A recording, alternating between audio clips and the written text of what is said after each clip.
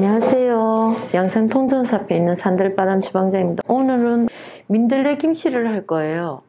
근데 왜 봄이 아닌데 민들레 김치냐고 하는 분이 있거든요. 그런데 저 같은 경우에는 제가 밭에 제초제 안 치고 민들레를 일부러 씨를 뿌려서 키우는 경우라서 봄에도 한번 먹고 벌써 한 3번 비워 먹고 새순이 다시 올라온 상태예요. 벌써 3번째 먹고 있거든요. 근데 지금 민들레 김치를 그때그때 뜯어서 조금씩 해놓으면 아주 요긴하게 잘 쓸 수 있어요. 손님들한테 이렇게 한 번씩 내면 굉장히 반응 좋으세요. 그러니까 이제 조금이라도 저는 되면은 그때그때 바로 한 번씩 뜯어다가 이렇게 작은 양이지만 이 정도 양 하면 이게 한 이틀 정도, 하루 정도는 손님상에 충분히 나갈 수 있는 양이거든요. 좋아하는 분들은 되게 좋아하세요. 이제 한두 포기씩 뜯어올 때는 겉절이게 하는데 섞어 넣어 드리는데 반찬이 뚝 떨어져서 갑자기 손이 몰려 뚝 떨어질 때 예비용으로 제가 해놓으면 이 김치는 요긴하게 써먹을 수 있습니다. 양념은 어떻게 하는가 하면은 그냥 일반 고춧가루를 이 정도 양이면 이게 지금 꽉 눌려서 그런데 꽤 양이 많거든요. 이렇게. 그리고 고춧가루는 이게 양념을 미리 해놓으면 좀 불어나는 경우에 처음에 할 때는 좀 허에도 불어나니까 그런 것도 좀 감안하셔야 되고 저는 이 정도 양 넣고요. 마늘을 좀 많이 넣어요. 마늘을 이렇게 넣으시고 이거는 취향되는데 매운 걸 싫어하시는 분은 안 넣으셔도 되고 넣어도 되고 상관없어요. 저는 민들레가 좀 향이 짙기 때문에 항상 청양고추를 일부러 좀 넣어요. 약간 매운맛도 있어야지 되더라고요. 너무 안 매우면 맛이 덜 하더라고요. 그리고 요거는 까나리 액젓이에요. 까나리 액젓도 되고 그냥 액젓도 괜찮아요. 사다 놓고 요걸 담을 때는 조금 넣으셔야 돼요. 그리고 요것만 넣으시면 안 되고요. 저는 또 하나 넣는 게 뭔가 하면은 이건 생강 발효액이에요. 생강을 발효시킨 건데 요거를 넣으시면은 생강을 넣을 필요가 없어요. 저는 민들레 김치에는 생강 발효액을 좀 낭낭히 넣는 편이에요. 요거 단맛도 있기 때문에 그렇고요. 요거는 맛간장이에요. 맛간장은 아까 젓국만큼 넣을 거예요.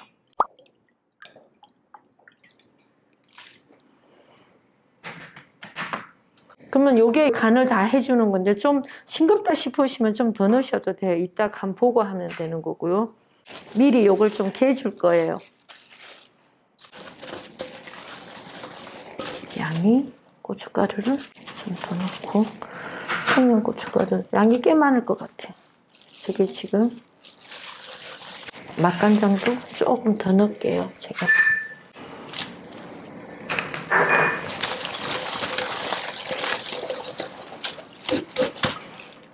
이렇게 저어 놓으면은 요런 거 무칠 때는 다라가 좀 넓은 데 하는 게 좁은 데서 하면은 저게 치대다 보면은 풋내가 나더라고. 그래서 제가 좀 넓은 데다 하고요. 그리고 민들레를 이렇게 씻혀갖고 막 헝클어져 있거든요. 이렇게 조금씩 들으시고는 이걸 긴 상태에서 그냥 하면은 여기 좀 빡셔요. 그러면은 먹기가 나빠요. 기르면은 이렇게 좀 한 6cm 정도로 이렇게 썰어주세요. 많이 먹을 수 있는 음식이 아니기 때문에 이렇게 좀 썰어주시는 게 괜찮아요.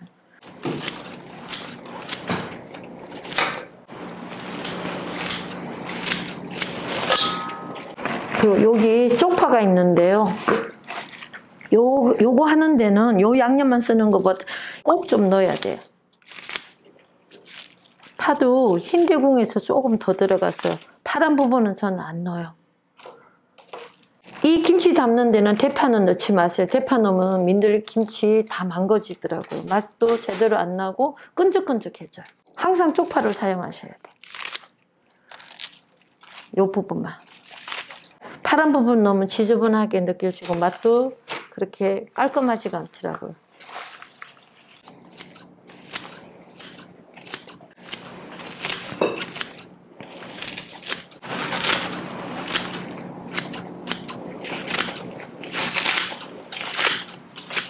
저는 본래 민들레 꽃 피면은요, 그 솜사탕 같이 생긴 꽃씨를 저는 이렇게 바람 불면 휙휙 날아가게 생겼거든. 그걸 빼갖고 땅에다가 이렇게 묻어줘요. 그러면 거기에 민들레가 나거든요. 얘는 굉장히 이 뿌리가 실해갖고 가독칼로 이렇게 비워도요, 다시 그곳에서 또 한 달 있으면 또 나요. 제가 습관에 대해서 비닐을 삼각 끼면은 잘 안 돼서 요거는 풋내가 안 내면 손끝으로 이렇게 살살 비비세요.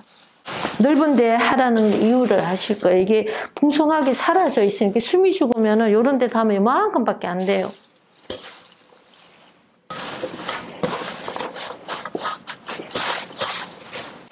이게 숨이 죽을 정도로 하면은 간이 너무 세서 안 되는 게 요 정도 양 한번 맞거든요. 생강 발효액이 들어갈 때는 약간 단 부분도 있고요. 그리고 여기다 배를 약간 갈아서 넣어도 괜찮은 법도 한데 저는 배를 안 갈아 생강 발효액이 들어갔기 때문에 차라리 생강 발효액이 집에 없으시면 배를 강판에 갈으셔갖고 좀 섞어 놓고 개복숭아 발효액을 약간만 넣어주세요. 생생강을 넣는 것보다 그게 더 나을 수도 있어요. 생강 발효액을 쓰면 생강 냄새 그렇게 안 나거든요. 깊은 맛이 나면서 민들레하고 잘 어울리는데 정 없으시면 차라리 배를 강판에 갈으셔갖고 요 정도 양 한 배 반 개 정도 넣는 게 더 낫습니다. 그렇게 요렇게 하셔갖고는 양념만 이렇게 칠해갖고 겉절이기 한 것처럼 이렇게 담아 놓으시면은 숨이 금방 죽어요. 하루 정도 지나면. 이게 하루 정도 있다가 뚜껑을 열어보면요. 도둑 맞은 것 같아요. 요 정도 볼록하게 넣어놔도 요만큼밖에 안 돼요.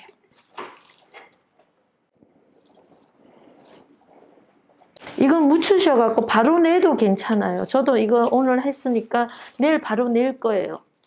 아침에 묻혀갖고 바로 그날 반찬에 나가도 괜찮은데요. 요거는 냉장고 넣어놓고 한 3일 정도나 한 4일 정도 돼서 내도 갑자기 내는 반찬으로 아주 좋아요. 손님상한테.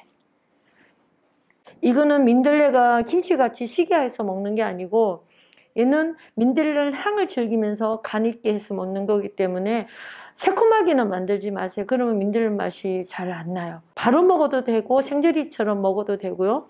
한 이틀 있어도 맛이 들어서 숨은 죽는 대신 밥 반찬으로서는 굉장히 어울려요.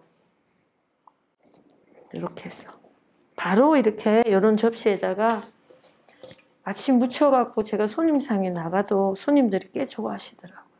그리고 민들레는 너무 한꺼번에 많이 드시는 것보다 이 정도 양이면 4인 기준 한 젓갈씩 드시면은 꽤 귀한 김치예요. 일반 시장에서 민들레는 살 수는 없고 시골에 사신다든가 텃밭이 있는 분들은 민들레를 다 버리는 수가 많더라고요. 그러니까 이런 방법을 쓰셔갖고 반찬에 드시면은 고급 약초를 드시는 거하고 똑같아요.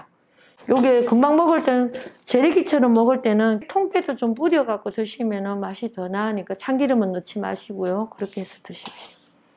저만 부지런하면은 특이한 반찬을 많이 나갈 수 있습니다. 여러분들도 그런 방법을 집안에 내가 마당에 텃밭이 있으면 제초제 사용은 하지 말고 내가 좀 힘들더라도 풀을 다 호미 들고 뽑으세요. 저도 그렇게 하고 있거든요. 우리 집에 오시는 손님을 위해서 제가 1년에 한 몇 번씩이나 새벽마다 이렇게 나가서 풀을 매주고 있어요. 그러니까 여러분들도 가족들 건강을 위해서 그렇게 하시면은 그 텃밭 한 50평만 있어도 짭짤하게 민들레 꽃실이 다면은 길거리 가시다 흐틀게 보지 마시고 집에 작은 비닐을 담아 갖고 오셔서 땅에다 꽂아 놓으세요. 그리고 흙을 살짝 위에다 얹혀 놓으시면은 그 다음에 민들레 납니다. 그 자리에 몇 폭이라도 나거든요. 그렇게 하셔갖고 맛있게 이렇게 반찬을 내서 드셔보세요. 건강 밥상이에요. 네, 여러분들 감사합니다.